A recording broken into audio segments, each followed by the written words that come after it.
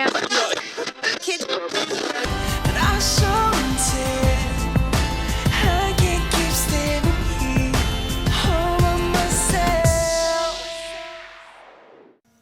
am so excited to have as my guest Vanessa Hope. She is an award-winning producer and director, and she has directed the film Invisible Nation. And as I said, I'm so excited, delighted to have her. And she's going to be talking about her film and her next project. So welcome, Vanessa. Thank you. Thank you so much for having me. I really appreciate being here.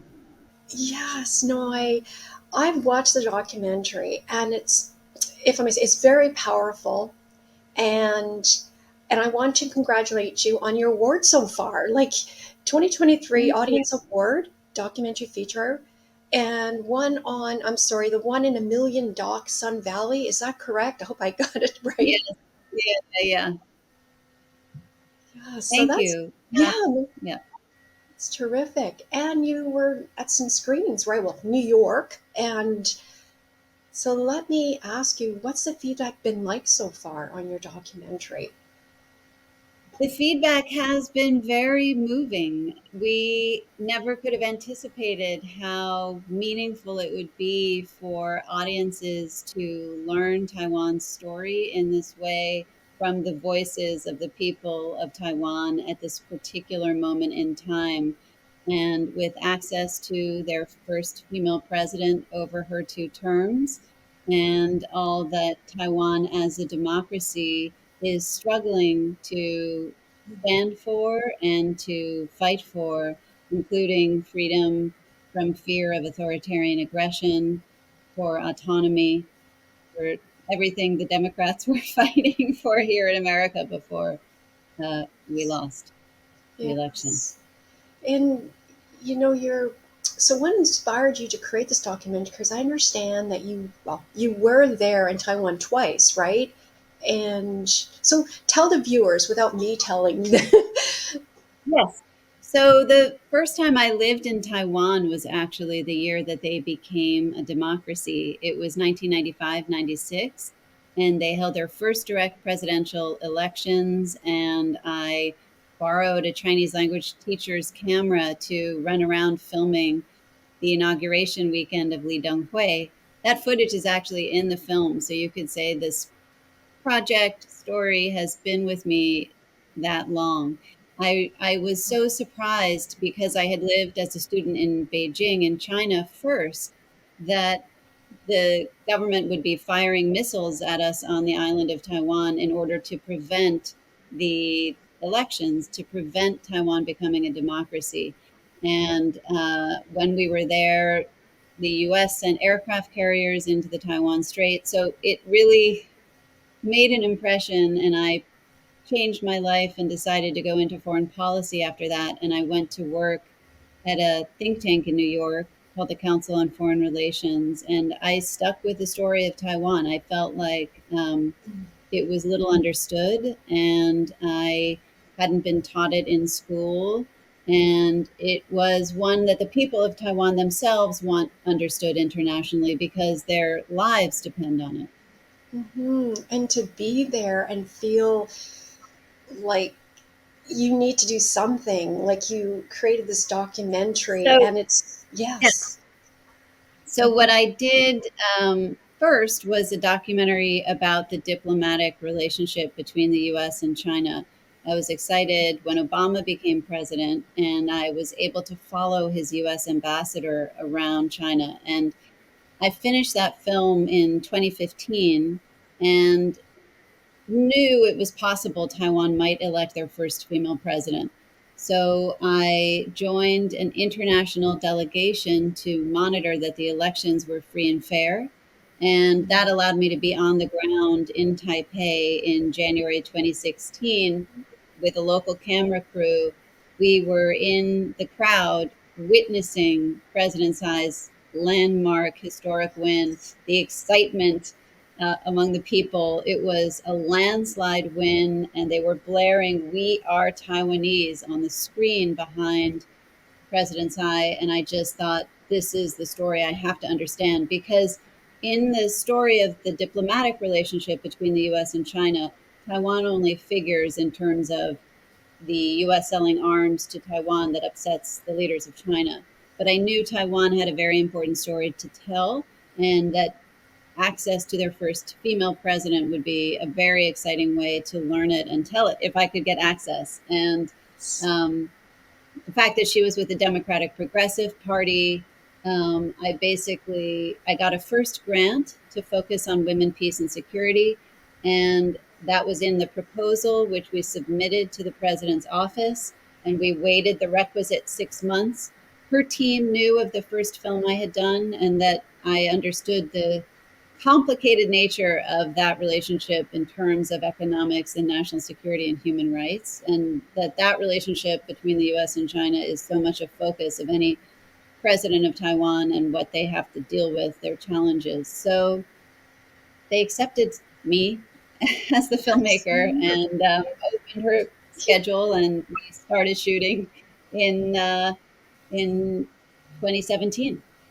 Wow, it's wonderful. And what a feeling you have. And you have, like I said at the beginning, it's very powerful. But Vanessa, tell our audience, what was it like to tell her story?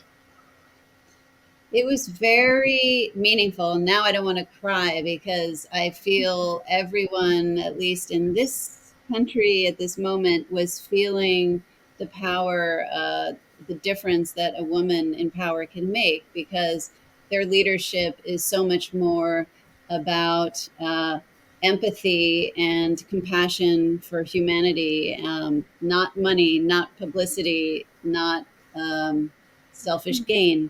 And that was very true of President Tsai. I think it was true of Kamala Harris. And I was really fortunate, frankly, because the first time, I mean, when I was beginning with the film, if you remember in 2016, that was the first time the US tried to run a first female president candidate with Hillary Clinton. And she lost to the terrible person who's about to take the presidency again.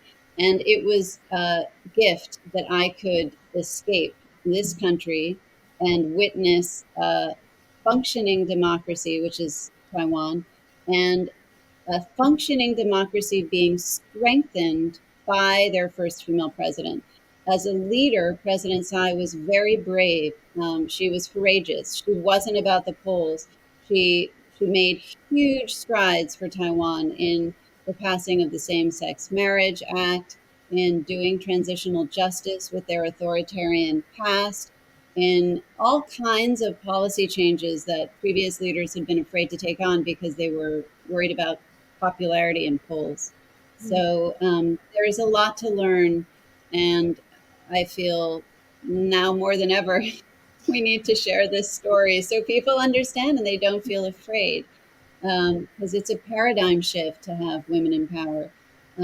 But we are not the same as men, and we can do good things when we're focused on democracy and progress for humanity.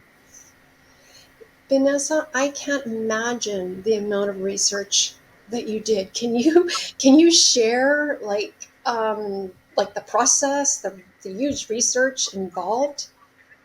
Yes, you're absolutely right. And I think that's part of the draw of documentary filmmaking for me, is that I do get to learn and investigate and learn from the mouths of people who have participated in Taiwan's democracy, like our characters, B. Kim Xiao, who becomes the vice president. She begins in the film as a legislator. She becomes Taiwan's ambassador to the United States. And Chen Chu, who was an original activist fighting for democracy in Taiwan in 1979, she gets put in prison. She served 7 years. She thought she was going to be executed. She made the future, the progress, the democracy of Taiwan the focus of her life. And she had joined President Tsai's administration.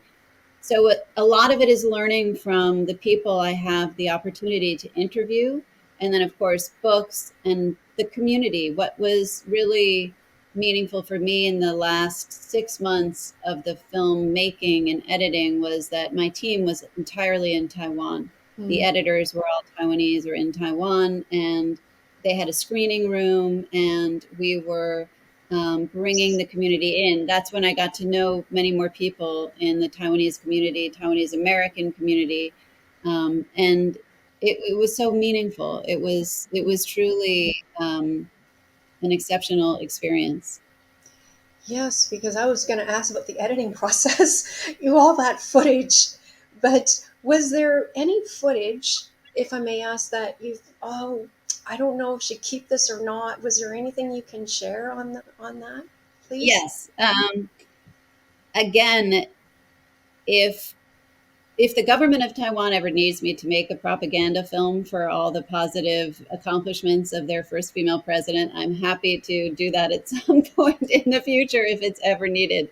Because the events and policies I was witnessing, experiencing on the ground, there were so many positive ones that even if I was just trying to do a critical piece, it was impossible because there were all of these accomplishments, and some of them the Taiwan team felt were too complex to tackle in a simple way, and they were worried that we didn't want to be too um, positive about the president leaning on all the great things she was doing. So we tried to balance it by getting the previous opposition party president, but we also didn't put everything in. And so one sequence that ended on the cutting room floor was about President Tsai made the first ever apology to the indigenous people of Taiwan for stealing their land. And the number of indigenous tribes in Taiwan is quite large, and they didn't all feel satisfied, and so that was a more complex issue than we could tackle in the film. But that was one example of something really pretty historic and big that we cut from the film. Thank you for sharing, Vanessa. I the name or the title of the documentary, Invisible Nation, was that the first title that came up, or did you wrestle with other titles? I definitely wrestled with other titles because the first film directed, the one about the U.S. China relationship, we ended up calling All Eyes and Ears because the diplomatic term for a consulate on the ground is eyes and ears. Mm, And at the same time, that has meaning in terms of surveillance and in terms of the nature of the relationship between the US and China. For this film initially, and because that title was partly inspired by the Peter Davis film Hearts and Minds from I think 1974, it won the Oscar, but it was about Vietnam. It's a really brilliant film.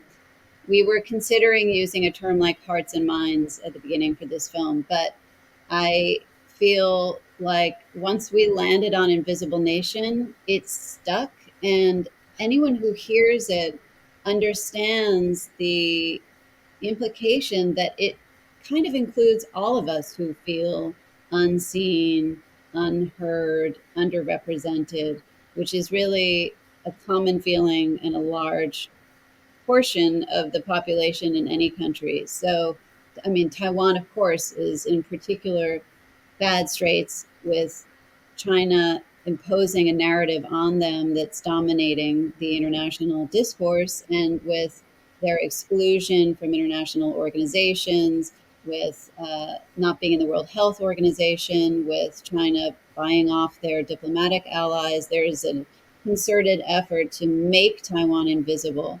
But again, it actually has life and death stakes and implications because we wanted the truth out, the facts out, that Taiwan has never been a part of the People's Republic of China. And this is so critical to understand because it will be a war crime if China tries to invade. And they cannot, the Chinese government cannot say, this was always our territory, it's our country, it's our land, it's our province, whatever. They don't use the word country, it's their province, they say, and that they can do what they want. They feel that they already own Taiwan and all the people in it. So that view had to be countered. And of course, it's scary because China is a big and powerful country and market, and they have a powerful military, far more advanced than when I was there in 96, and they could not even detect the US aircraft carriers. Now they know how to keep the US out if they want. Yes, I think like anything is possible in Taiwan. Like she is a role model, first woman female president, and you get to tell her story with a strong team behind you. And when you look back on it, Vanessa, how does it make you feel? Like, would you like to do another one, a part two, or go back, or onto another project, if you will?